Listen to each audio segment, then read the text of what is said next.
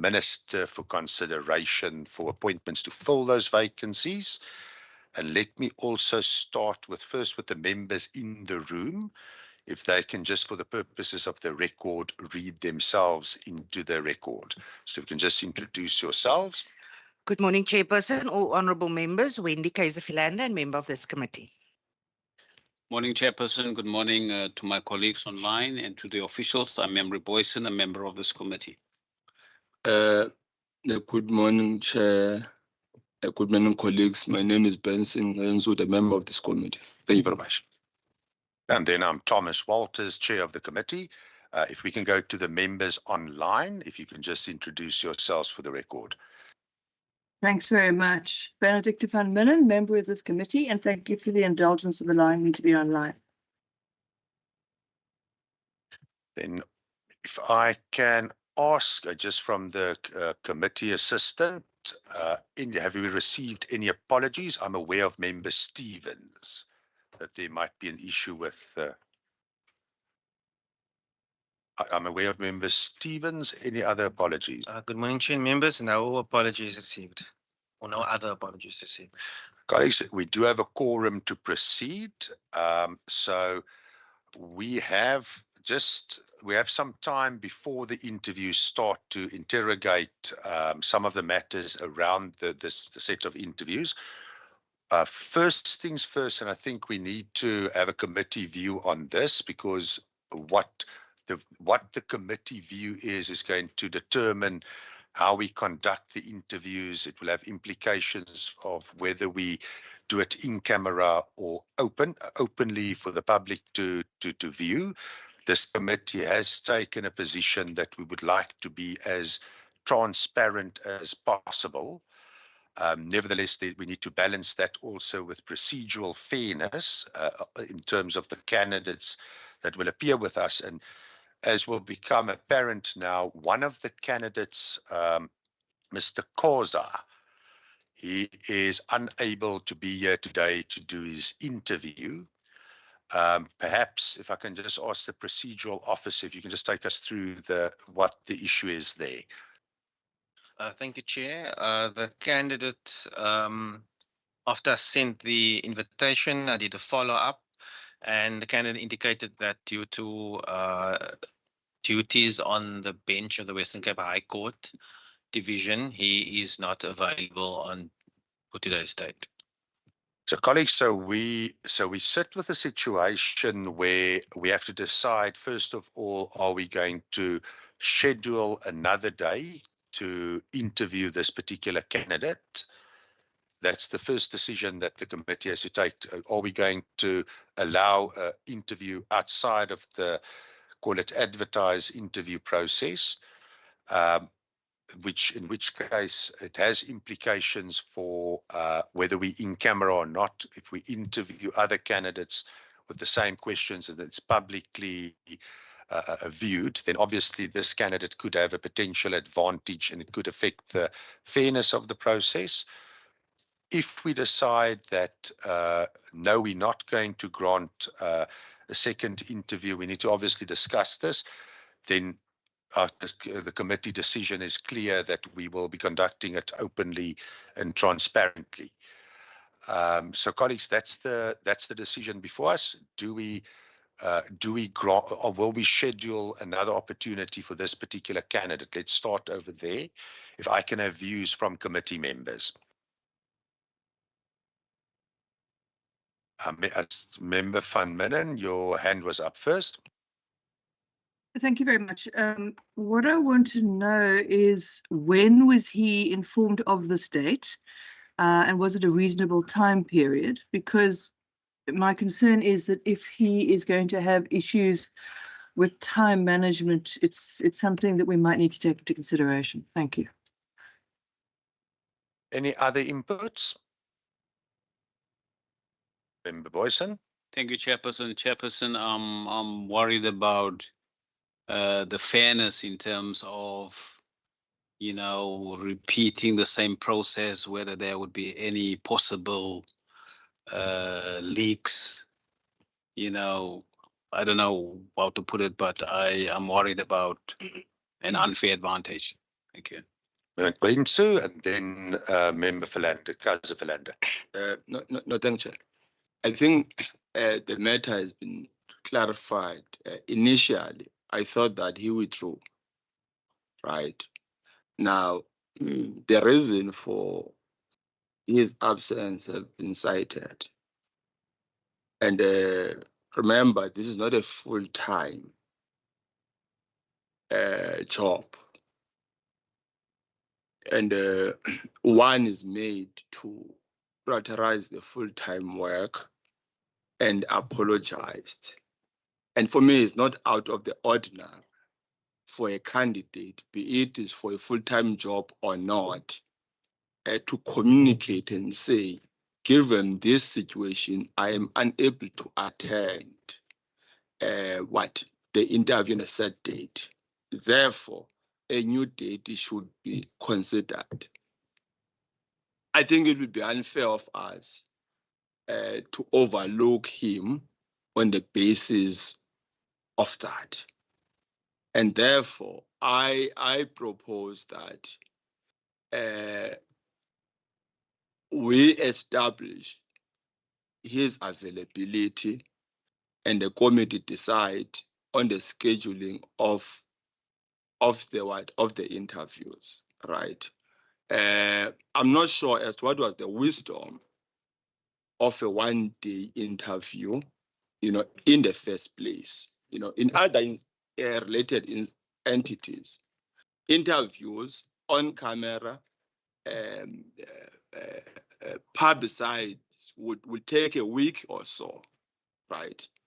Be it is your NYD in the National Assembly, for instance, or any other, right? So it's not out of the ordinary. So I think it would be unfair of us to deprive him the opportunity to come to the interview, So that's my firm proposal, Chair, that we consider and we see as how do we rearrange, but also at the same time ensure that we're able to meet the set deadlines. Thank you very much.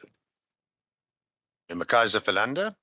Chairperson, thank you very much. I think Member van Minnen pretty much touched on what I was going to say. For me, my main concern is the integrity of this entire process. And also in its entirety, as from when this process started up until where we are now. I also think, Chair, that once someone avails him or herself for a position, I mean, it should be quite clear as to what the extent is of that position that the person is applying for, and also in terms of how committed or dedicated, without casting aspersions, but this position is for that specific candidate. Also, should we postpone this, what guarantee do we have that the person will then be available? So if I'm satisfied with the fact that there was enough time granted for this candidate to ascertain his availability, Chairperson, then I would, I think, in essence, concur with the sentiment sort of expressed by Member van Minnen in this regard. A member van Minnen, in fact, from my reading, hasn't expressed the sentiment yet. I think she asked a question. But let's hear what the answer is. I think, colleagues, just maybe from my side, let's get more. Let's interrogate the reasonableness of the lack of availability. Let's look at when this invitation was received, and let's look at the nature of the apology. Mr. Matthews, if we can look at when the invitation was received, what the reason is, and was it officially conveyed? I was also not quite clear on whether it was the candidate himself that conveyed the apology or whether it was done indirectly. So if we can just get clarity on that before we further deliberate. Thank you, Chair. The invitation was sent to the candidate on the 11th of July. I did a follow-up on the 22nd of July. and that is where the candidate then responded on the 23rd to say that that he has a scheduled interview, that the scheduled interview date clashes with an existing commitment on the bench of the Western Cape division on that day, and therefore will be unavailable for the interview for that day. And that was received on the 23rd of July. There was a reason given as to his delay between the initial email and the follow-up email. He stated that he received the initial email from me whilst attending bereavement in another province. So it probably explains the non-response, but I did the follow-up as I did with all three candidates, and he indicated that there is an existing commitment. Do we know what when it says commitment on the bench, what exactly the nature of that is? No, Chair, I've flighted it, the email on the, I don't know if I must flight it in Teams also, but it's basically just saying, regrettably, the scheduled interview date clashes with an existing commitment on the bench of the Western Cape division that day, and I will therefore be unavailable for the interview of that day. There was no further detail other than what was expressed there. Are there any hands online? I can't see. Member van Midden? Thanks. Look, I don't want to be unreasonable, and obviously if one has a commitment, one has a commitment. And I also understand that the court role being what it is, one needs to take cognizance of that. But I must be honest, I am given pause to be a bit concerned when Mr. Matthews says that essentially the apology was only entered after he did a follow-up. I understand that Mr. Khoza had a bereavement, but if one is wanting to take up a position like this, there also is an element of time management and an element of proactiveness that would be necessary. And one wants to be very cognizant of the fact that time management is really important when trying to balance different job streams. So I'm not expressing an opinion as such, but I am just raising the concern that possibly there is a certain disunity between what the job entails and what the candidate possibly expects. And I think we should just consider that. Thanks. McLean-Sue? Chair, I get the principal position Member van Midden want us to drive to. It's not a wrong principle. However, given the nature of the apology, that principle does not apply on the basis that upon, I'm just phrasing it myself, my own way, upon receiving the invite, Mr. Khoza discovers that the date clashes with an already existing commitment in the bench. You know, existing. It's not like a person he confirmed and later a new commitment arises, right? It's the other way around. And thus, I stand by my initial view to say he must be given the opportunity. And of course, should we take that decision, it will call for the review of the schedule, of which, with all fairness, we ought to, in where I stand, heed to his apology, you know, and a new date be found without postponing the entire process. Thank you very much. Member Boyson? Thank you, Chairperson. Chairperson, two things in my understanding, and one is a question raised by Member Nensu in terms of why is this process just a one-day process instead of a couple of days? My understanding is based on the number of applicants, you know, for the position, so it makes it convenient and to be able to deal with this within one day. My concern, Chairperson, and this is where I need to get my head around, is the integrity and the protection of if we reschedule a specific day for Mr. Khoza, what would the impact of that be on the candidates that has already been interviewed? Would it be exact same process, questions, etc.? That is my concern. Colleagues, so what we are looking at is and I don't think it's necessarily something that we can't resolve by putting our heads together. We are looking at, on the one hand, we don't want to unfairly exclude someone, and we want to maximize the number of choices that goes to the minister on the one hand. On the other hand, we also want to have a process that is in itself fair, because we need to have a fair view based on as much as possible on the principle of everyone getting an equal chance. So we have to balance that against one another. Now, this is why I said in the beginning of the meeting, if we decide to proceed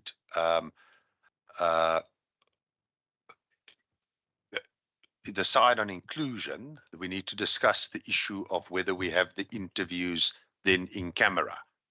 That if there's a later interview, that the candidate that's not here didn't have an advantage of beforehand looking at the questions, looking at the answers of other, call it competitors, and having an unfair advantage. So if we include him, I would suggest that we have an in-camera process then, and keep in mind all our deliberations are recorded.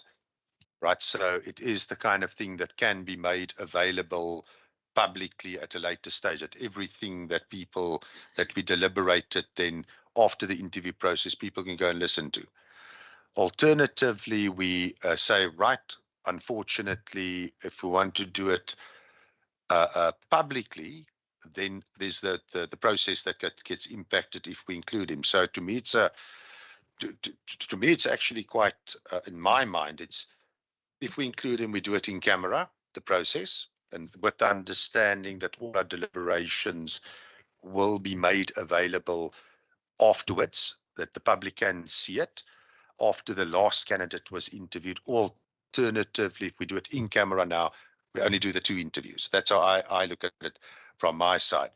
I do tend to agree with Member Gwensu in the sense that we don't want to exclude people.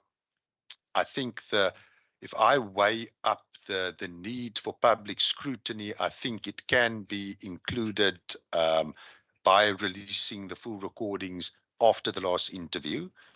I think that is a way forward.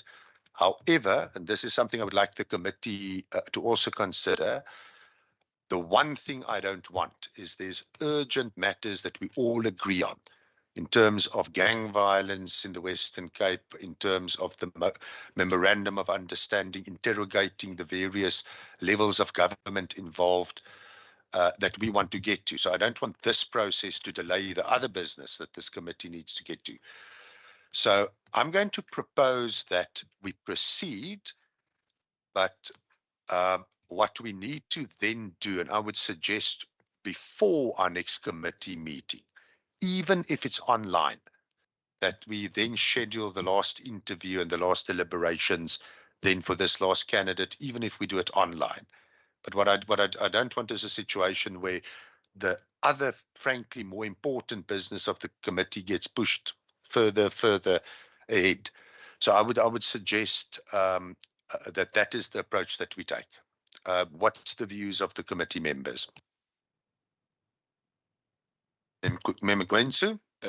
No, I think you have synthesized the decision. I agree with that decision that we do in camera, and of course we look. We ensure that the program is not severely affected, and also just as a rider, even if we were not to consider him, in terms of good governance, it will be unfair of us to proceed with interviews for 2 vacancies with 2 people. It was not going to make any governance meaning, good governance meaning. Thank you very much. Yeah, in a sense, we can then stop the process right now. Yeah, Member Boyson. Thank you, Chairperson. Chairperson, I'll support Member Nensu's proposal. Member Kaiser Philander. In order, Chair, I'm comfortable. Thank you. Member Van Minnen. I've got a couple of questions of clarity. One, when you talk about deliberations, I assume you mean the actual interviews, that we would then have the ones today in camera, but recorded, so that ultimately one would then allow all of them to go into the public sphere once one interviews the third candidate.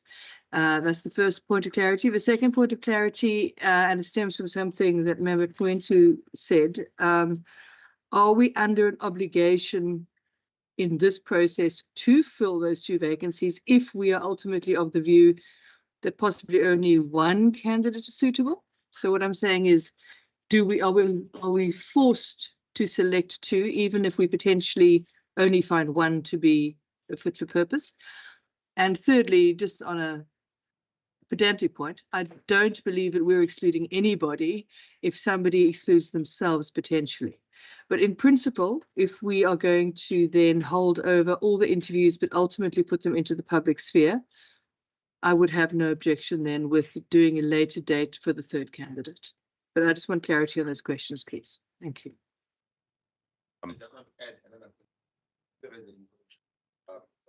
Member Kaiser Philander and then Member Glensu. Thank you, Chair.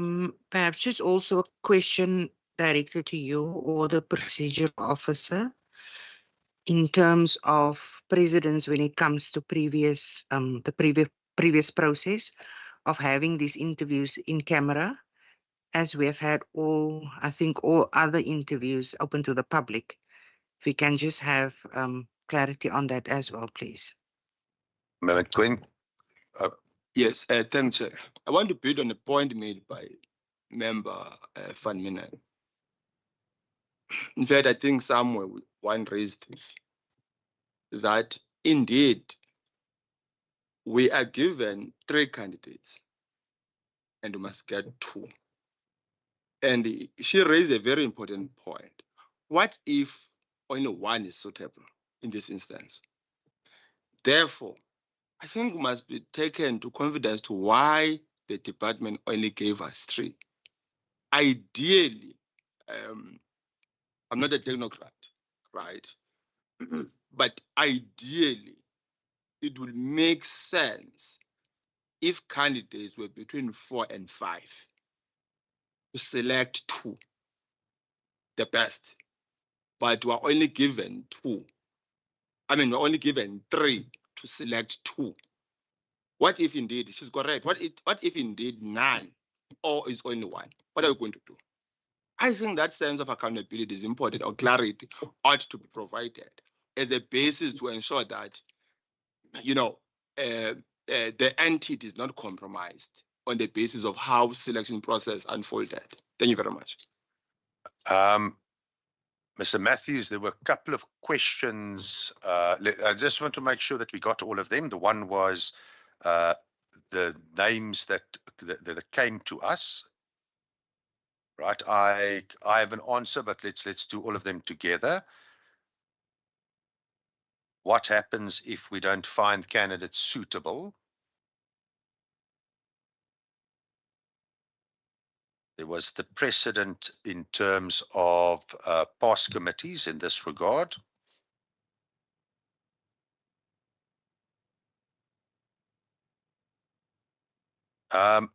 Member Van Minnen, if you can just list your questions again, I just want to make sure we capture those as well.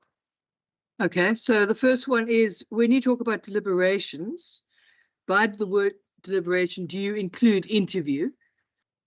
Because to me, deliberations is when we talk about people rather than 2 people. That would be the interview. So if the proposal is that we do allow the third candidate to be interviewed at a different date, are we saying that we would, in essence, have today in camera, but record all 3 interviews and then put them into the public sphere at the same time? Because I think transparency is incredibly important. That's number 1. Number 2 is, are we duty bound to appoint 2 people out of a short list of 3? If, for example, we only find that 1 or none or, are suitable, So are we bound to select the two best or the two least bad if we don't like any of the candidates? It's not casting aspersions on anyone. I just want clarity on that. I think those are the 2 points of clarity that I was really seeking. And then I was saying that in the event that we record all 3 interviews and then release them at the same time, I don't think there's any disadvantage. And in principle, I don't then object to allowing Mr. Causa to be interviewed at a different date. Yeah, so it's those 3 issues. I'm going to just take a stab at it to hopefully clarify this, and we have a bit of time to thoroughly interrogate this. We had 3 applicants, only 3 applicants. That's in terms of the process of advertisement. That's how I understand it. Mr. Matthews, you can just confirm whether I'm correct or not. Confirm that with the department a few minutes ago. They Yeah. only received 3 applications. So we've received 3 applications. So we are, in terms of this process, we're bound to look at those 3 candidates.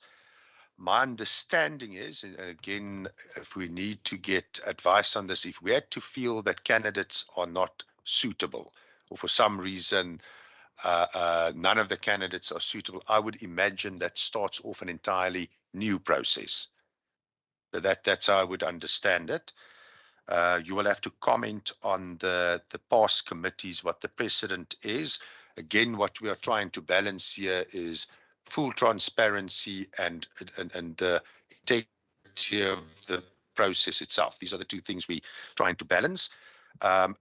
Just to clarify to Member van Minen what I had in mind, all the interviews, according to our proposal, would then be in camera. Once all the interviews have been concluded, all of those interviews would all together be made available publicly. So everyone must be treated exactly the same way, and every interview, all that information needs to be released. I never want to say the impact of transparency on candidates must be also done equally. So think about it that way. The deliberations afterwards is then, I would imagine it's a fully transparent process there, but we can also at that point, if something arises, we can discuss it at that point as a committee, whether we make a decision. But I would say, again, we err on the side of transparency there. And in terms of a past precedent in committees, what is clear to me is that there's different processes that are not exactly the same. Like, for example, the Children Commissioner, it's a different role for the committee with a different process, with different considerations. It's the previous process that you will recall that we had in the committee as well, with the Cultural Commission and the Language Commission. It was also a different process. What I do think are consistent between all these processes are the underlying principles, fairness of process and transparency. So colleagues, that is my understanding. Let me just see if there's any other hands. Member Boyson. Thank you, Chairperson. Chairperson, whilst we wait to find out on whether there has been a precedent set before by this committee, especially to fill the same vacancies. If not, Chairperson, I would be very uncomfortable for us to set that precedent going forward, because then going forward, we would have candidates being aware that it can be done, and come up with whatever reason, to have an interview in camera, and that going to snowball in something that would be unintentional by this committee. And I don't want the previous board members, also saying that there might have been an advantage in this process than what they went through, etc., and they didn't make it. So, Chairperson, with taking into account, the time frames and the urgent matters that this board must deal with and what this committee must deal with, I would propose, Chairperson, that one way or another, we find a way to have all three candidates, same process, same time, same day, to maintain that consistency. And even if we have to slot a special day just for that, Chairperson, I would be comfortable with that. So there's a third route, is postpone and reschedule. Member, sorry, Mr. Matthews, I gave my take. We also asked you to comment. Chair, I'm not sure if Member Van Minen's hand was raised or lowered now. If she wanted to add something before I start. Member Van Minen? Neither actually, but I was also agreeing that memory has got a good point. Transparency is incredibly important. And if it means that one potentially has to postpone, that is also an acceptable option, but one has to be sure that everyone is available on that day, because if there's then another reason why somebody is not available, then I'm afraid I will take a very different view of that. Thank you. Mr. Matthews, if you can comment. Okay, thank you, Chair. In terms of the precedent of previous committees regarding in-camera, as you stated, not all interviews are conducted in the same way. For example, I think it was also Liquor Authority, the one committee had it in camera, and in the following year or two, it was then completely open. The legislation mandating a committee to do a certain task for this portfolio is not very prescriptive in how the process is done, which is also why I've always advised the committee that when you, for example, do something like I think it's the previous committee meeting where the committee resolved on the plan of action for these set of interviews, to do that and have your process recorded. Whether another committee takes that on board, it's a completely different, that's their decision. So on the basis all meetings are open, all activities are open, it is only the activation by the committee in a deliberate way to use Rule 72 with its justifiable reasons. The term justifiable doesn't say to what extent something is justifiable. If the committee is of the opinion, look, in this instance, let us close the meeting for this and open it for that portion, and then close it again and then open it again. As long as that decision is motivated by that specific committee for that scenario, the reasoning is acceptable. In terms of the precedent of the number of applicants, we're sitting with 3 applicants and 2 vacancies that must be filled in terms of the legislation. And now we're potentially sitting with only 2 candidates. The thing is, we've never, at least in this portfolio, we've not come across a situation where the room in terms of the number of applicants is that slim. The pool is that slim, and it's basically leaving with very few options to fill the 2 vacancies. What one could recommend is that perhaps the committee, and it's going to make it difficult for the department, but that is outside, because the committees can always then refer to the department to say to potentially re-advertise or redo their process, because there's a reason why they've only got 3 candidates. This committee was not responsible for the advertising. If I take members back to the 2 entities we did for the DCAS, the committee was very deliberate in its planning. This is how we're going to advertise. These are the newspapers. This is the reach that we're doing. And we went through, I mean, it's recorded. We've gone through the different platforms that are available. And the outcome was, actually, it was more than, I think the one entity was close to 50 applicants or nominations. So the reasoning for only 3 applications, it doesn't reside with the committee. It was given to the committee. So if the committee is of the opinion that none of the candidates are suitable, or only 1, which therefore means you're only filling 1 vacancy of 2, you can then also decide if you're going to do that, or give it back to the department and say, look, you need to come up with something with which we can work. Because as it stands, the facts of it is 3 applications, need to fill two vacancies. So there's not much room left for the committee to work in terms of their process is their process. How they got to, if they had 10 applications, but they only gave us a long list of 3 because of qualifying criteria, but they say they've got 3 and they've given us 3. So I would recommend into the committee, if you are not satisfied, to then take it further by saying the department must, it will have implications for the board, but the room, it's a weird scenario to be sitting with only 3 applications. Colleagues, you will recall that the difference with the language and cultural commissions was we were actually the ones advertising. It was again a different process for a different committee, and we had indeed a different result. Member Boyson? Chairperson, I'd like to have the indulgence of the committee that the matters raised in terms of how many applications we received, how many names are in front of us, the apology, etc. All of that is outside of our control. I think, Chairperson, as a committee, let's deal with what is within our control. And currently what is within our control to make the playing field fair and to avoid any repercussions, I'm going to go back to my suggestion that we postpone. We get all 3 candidates in front of us at the same time, same day, and we're not going to have any comebacks.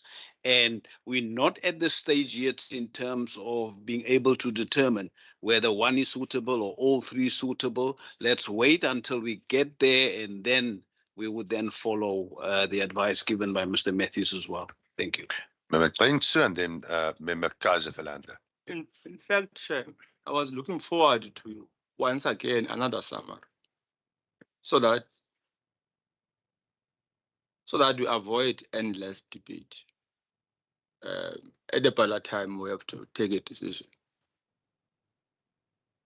Firstly, I don't agree with Member Poison to say let's do what we have, regardless. Then we'll be abdicating our responsibilities of playing in oversight.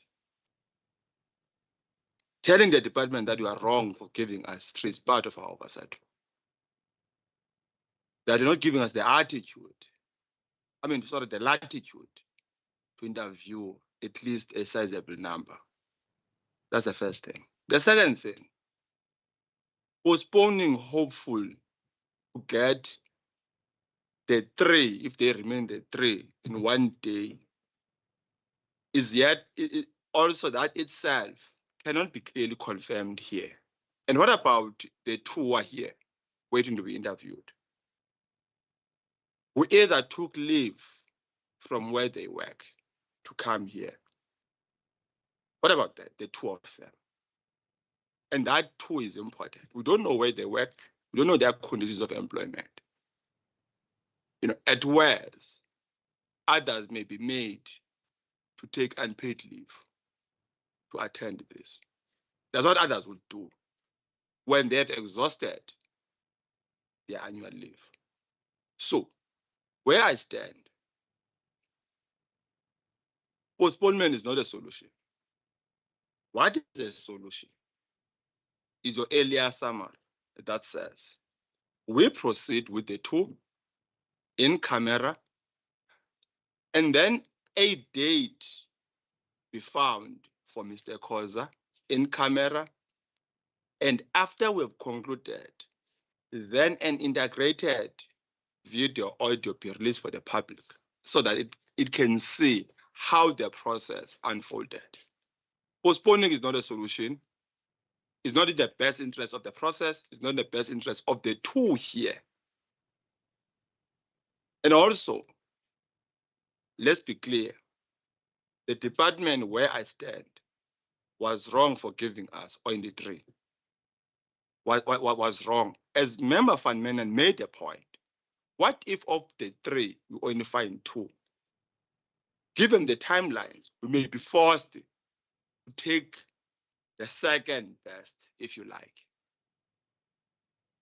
And we need to stand our ground where we believe that the we're not a shadow of the department. We're not. and they will remain complacent if you don't raise these issues. Thanks, sir. Member Kaiser Philander. Chairperson, I am concerned.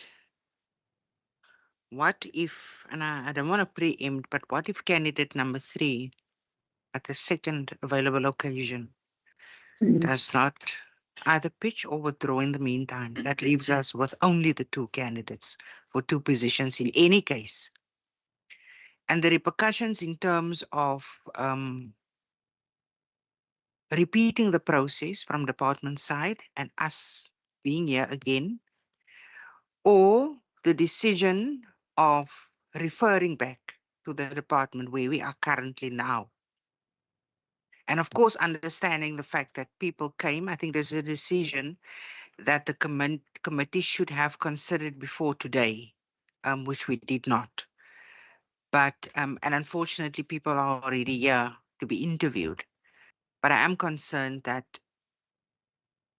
the pool of which we can apply our minds and find the best, not that I say the 2 currently is not the best, but having a broader pool of candidates to actually interview for this process.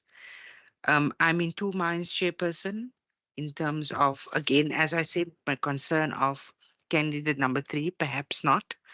Will we only at that stage decide to refer back, or as a committee at this stage already to limit the risk and the repercussions thereof? Member Boyson, and then we're going to take this to a conclusion. I think Member van Minen was first. Okay, Member van Minen and then Member Boyson. Thanks very much. I want to agree with Member Kaiser Philander. I'm not casting any aspersions on any of the candidates. We haven't interviewed them. We're not in a position to make any decisions. But my concern remains that one has 3 candidates for 2 positions. I think it is our duty to the people of the Western Cape and to our mandate to ensure that we find the best possible candidates to fill those 2 vacancies.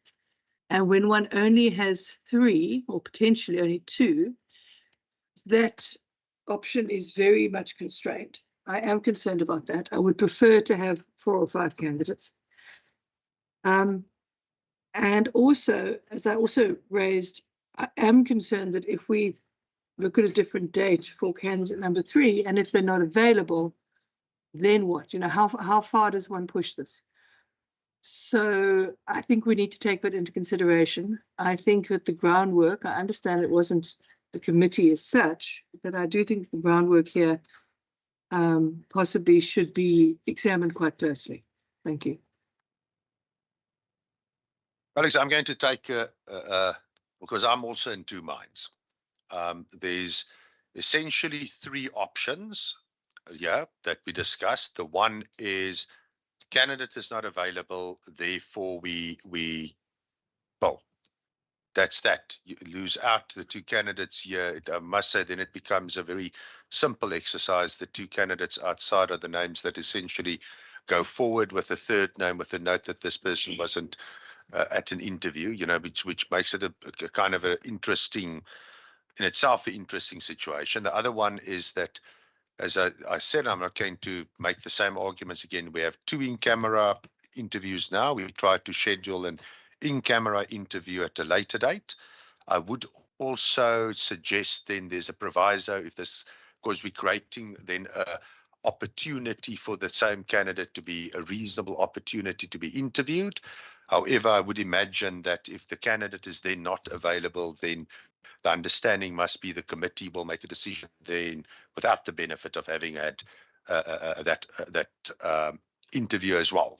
To keep that in mind, it's not an indefinite exercise of, you know, we going to wait months before having this interview. It's something that, in my view, can take place quickly. The other alternative is that if you want to keep this pure and as originally intended by this committee, we actually reschedule the interviews itself, according to Member Boyson's proposal.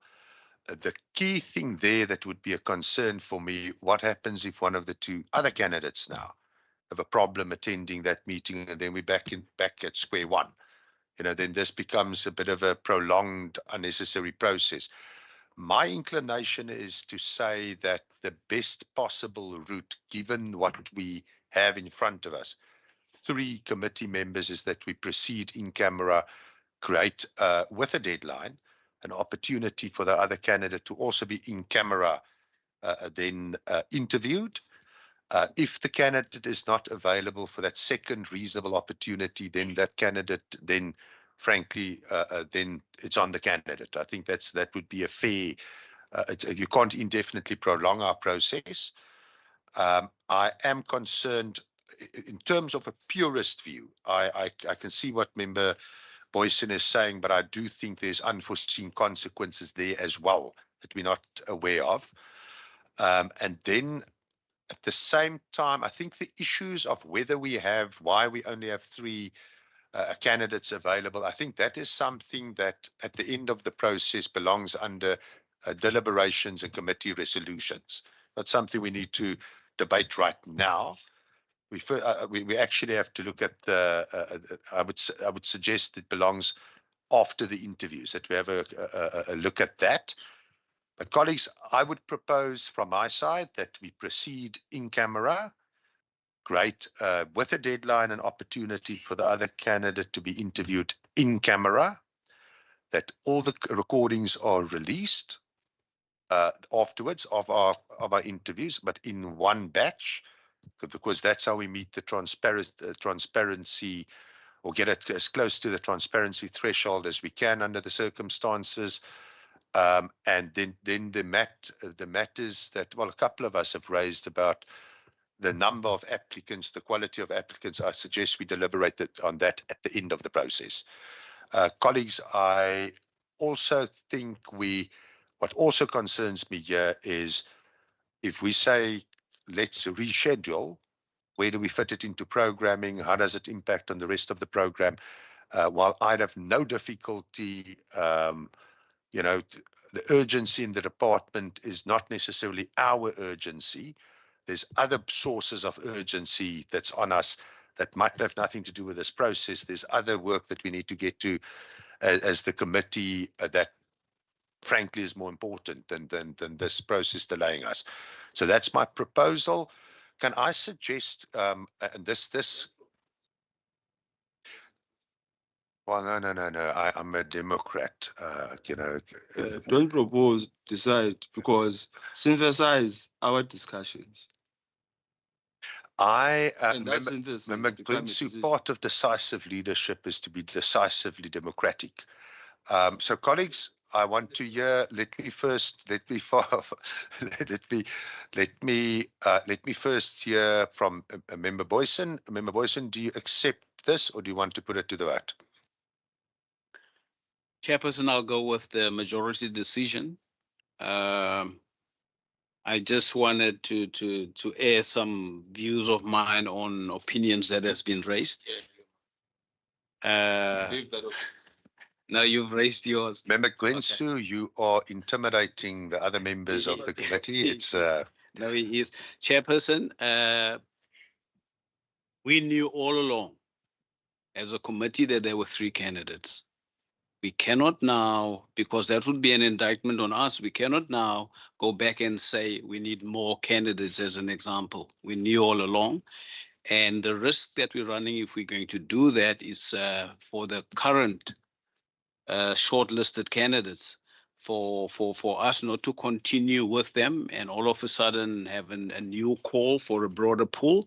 They would think that it was premeditated. I'm just saying that we took a decision that they are not suitable even before the process began. So I don't want us to go into that route. But then, Chairperson, if we feel, based on the input and the advice, that the in-camera method would be the method that would be watertight, then I will abide by the majority decision, Chairperson. I'm waiting to throw somewhere out of a committee. Okay. Member Kaiser Philander. Thank you very much, Chairperson. Chair, my suggestion would be Remember, I agree with Member Boyson. Coming here, we were supposed to have 3 candidates. We now have 2 candidates, which changes the situation and can even remain going forward. We might just interview 2 people instead of 3. Come to think of it. Chair, I'm uncomfortable with the fact that interviewing 2 people for 2 positions, that's it. Also, in terms, I think why we should postpone is we should give also the administration an opportunity, perhaps to engage or liaise further with the department in terms of the process coming to only 3 candidates, so that we can also have as a committee that information in front of us, and also in terms of the legal implication of us being in this situation, Chairperson. I also think that we should perhaps also take a resolution and not deem the 2 candidates that did pitch, unfit. That is not what we said. We haven't seen them, we haven't heard them, but that they remain part of the pool, whatever transpires going forward. In fact, also the 3rd candidate. But I think dis nie wesenlik dat my Engelsman overlaat. I think for us to make an informed decision based on the importance and also the broader public or the broader Western Cape, to potentially just interview 2 people. I mean, only when we come to that stage of it, when we realize it's only now 2 candidates, we will have to take a resolution in any case. Or we make the appointment for the sake of. Member van Manen? Thank you. I think that Member Katz-Verlander has put it very clearly. We can't say that people are not suitable when we haven't interviewed them. I think, like with the Commissioner for Children, in the Commissioner for Children process, one had the freedom to interview everyone, and then one was able to not make a recommendation if one was of the view that nobody was in fact suitable, and then to reopen the process. I do think in this case, there's been no real satisfactory answer to my question about whether or not we are bound to appoint 2 people to 2 positions. But I also think that Member Katz-Verlander puts it very well when she says the matter has changed in that there are now only 2 interviews instead of 3. They must remain part of the pool. But I think in the process of fairness and everything that has been discussed, I would agree with her as well that the least inequitous position is probably to postpone, to try to secure that the 3rd person is also available for the future interview, but they're all done on the same day.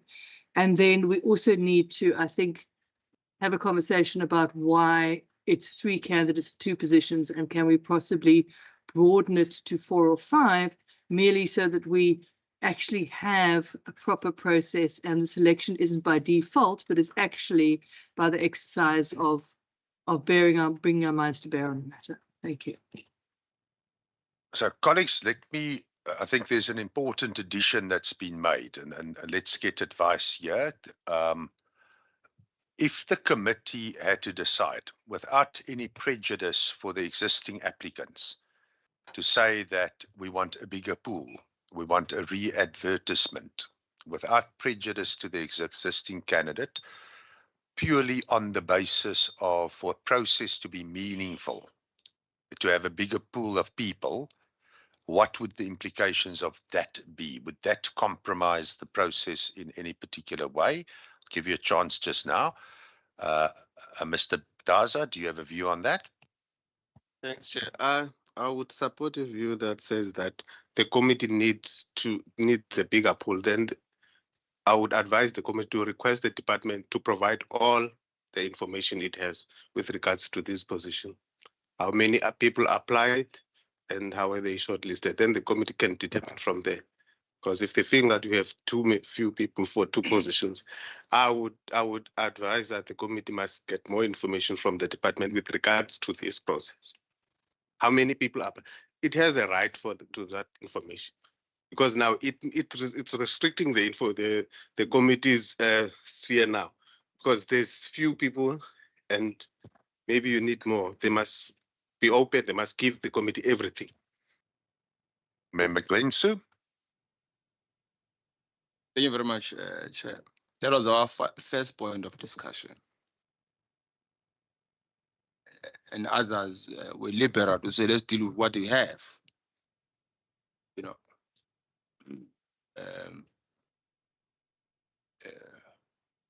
Okay, I'm not hostile to that. But what do we do with the candidates who are outside? I'm not sure that they're outside, I don't know them. Yes, what do we do with them? That's the first thing. And when were we aware, when we made aware about the train? You know, and I think we should have acted then to say, given this, right, the department. I thought that the chair and the secretariat, they interface quite often and solicit advice and so on. Even before we get into this, you know, to a point of saying, look, given this the decision we took, maybe because of your liberal democrats that you want us to bring into the committee. I support the view of the bigger pool. That's the first thing. However, we must respond to the question. How are we going to respond to the candidates who are here today? That's the first point. And in a manner that does not compromise professionalism of this institution called Western Cape Parliament. And also, how are we going to address the issue of our own timelines in, regarding this particular question, the filling of the particular question? You know, so I see that the brigade is pushing that we postpone. Now the brigade is bringing important angles as a basis to postpone. Philanda and Van Minen. Okay, you know. But again, let's respond to the question of the candidates who are here, and we confirm this date for 3.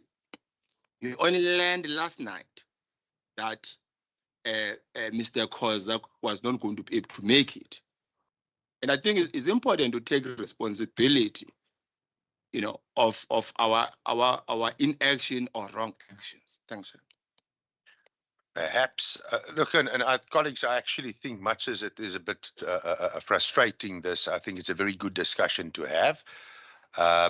Member Glensu, the committee chair cannot decide unilaterally to reopen a process. It must actually be a committee decision.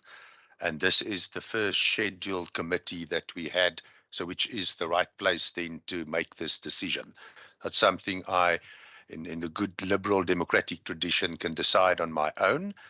But it does sound like we all, in principle, in agreement that without prejudice to existing candidates, that we engage on broadening the pool, re-advertising. Colleagues, if it makes it difficult for the department, our committee is also an oversight mechanism. We are not, much as we're sensitive to the pressures that they have there, we have also a fundamental job that we have to do as a committee. And fundamentally, what we are saying here is we want to do better for the people of the Western Cape by having a bigger choice in a pool of people. Right, so that is, I think, quite within the ambit of the committee. I think it sounds like we have a principled agreement on that. In terms of Member Glensu's question, I think myself as the committee chair must engage with the individuals, explain to them, and let me put it on record, what I will be saying to them is, this is not a step that is meant to be at their disadvantage. There's no prejudice to them, no decision that has been taken in terms of their suitability or not. That can only happen after an interview. However, in the interest of the people of the Western Cape, the committee wants to, well, we'll put a resolution on the table now. We want, the committee feels that re-advertisement should take place because interviewing 3 people for 2 positions is not in the interest of the people of the Western Cape. We need a bigger pool of people to look at. Mr. Daza, is that a frown, a concern from you? Can I have your input there? No, I would not advise the committee to put the word re-advertise in the resolution, but to say to try to get the information from the department first. Then from there, the committee can determine if there is a need for the department to re-advertise. Because the department might have overlooked certain people, and then the committee might say, no, we want so many people. Yes. I'm going to then take a stab as the chair to then formulate a resolution. The committee is concerned with the fact that there's only 3 names that appeared in front of us. The committee is concerned that interviewing 3 people for 2 positions potentially is not what this process is meant to be, and that we postpone the meeting. That then, fourthly, that we will engage with the department to further interrogate why there's only 3 applicants for the position.